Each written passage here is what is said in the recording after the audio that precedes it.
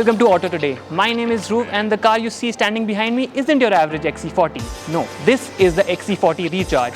It's an all-electric SUV and Volvo's entry into India's steadily growing EV bandwagon.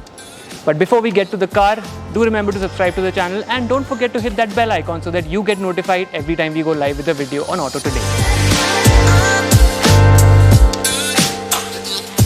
Now at first glance it might look like the regular XC40, but eagle-eyed viewers will notice that this wears a different set of alloy wheels. But when you come to the front is when you realize the car's electric credentials. The grille has been completely closed off with a body-colored panel, and that is kind of about it when it comes to the differences between the petrol variant and this all-electric variant. There is a sprinkling of Recharge badges here and there, but that's about it when it comes to the exterior of the car. But the main talking points are of course what's under this beautiful exterior, which is a twin motor setup which gives it a combined output of 408 bhp and a peak torque of 660 Newton meters. Now that power output is almost double that of the petrol XC40 on sale in India. And all that means that this car can do the 0 to 100 km/h sprint in just 4.9 seconds.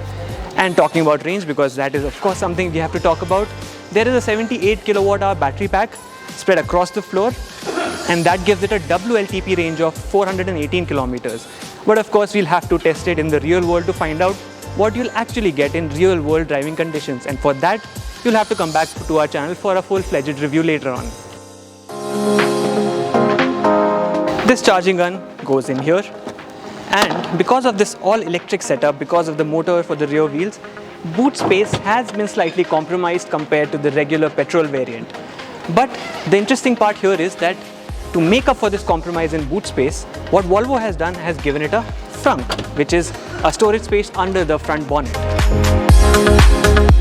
So if you pop the hood, you'll find a 31-litre storage space, which can store a few things, not anything big or any big pieces of luggage, but you know, it's a handy little storage space and something kind of unique because of the car's electric credentials.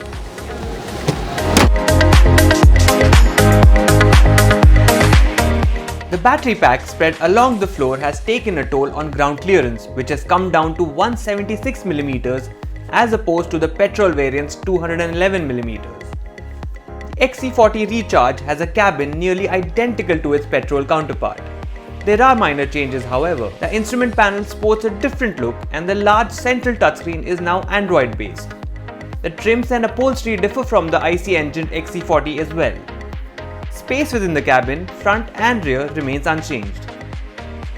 Volvo will launch the XC40 Recharge in India in October, while bookings will open in June.